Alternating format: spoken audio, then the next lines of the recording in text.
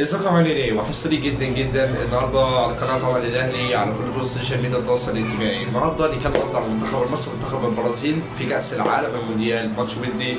طبعا منتخب البرازيل كسبتنا 2-1. طبعا ماتش سيتم إيقاف الفيديو مباشر.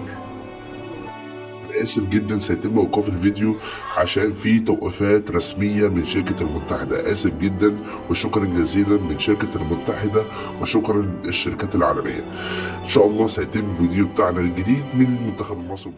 منتخب البرازيل منتخب قوي جدا، ماتش ودي لاستعداد بطولة كأس العالم المونديال 2026 اللي هو هيتلعب في أمريكا. أول مباراة المنتخب المصري يلعبها هي مباراة بلجيكا، وتاني مباراة هي إيران ومنتخب نيوزيلندا. طبعا ماتشات الثلاث ماتشات دول أهم ماتشات لازم المنتخب المصري يلعبهم عشان يتأهل لدور المجموعات اللي جاي. طبعا المنتخب المصري خسر ده منتخب البرازيل 2-1. طبعا اللي سجل الهدف الاول هو اللي سجل الهدف هو منتخب البرازيل، ومسجل التعادل مصطفى زيكا، ومسجلين الهدف الثاني هو منتخب البرازيل.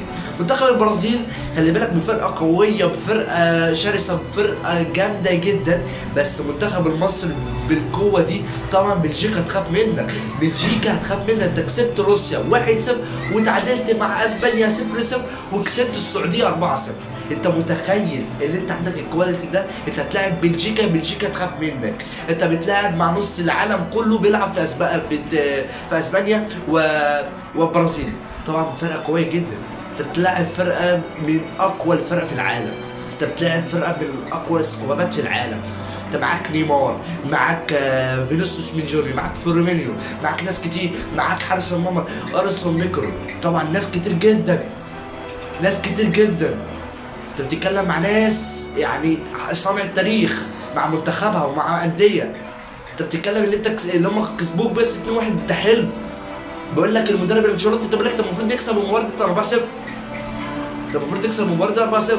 اللي قل المحارس المرمى اللي عمل موهبه امبارح محمد الشناوي، عمل كارثه كبيره جدا امبارح، وبسم الله ما شاء الله كان حارس امبارح جامد. بس اقول خسرنا امبارح 2-0 ب 2-1. بس ايه، عملنا حاجه اسمها كسبنا البرازيل 1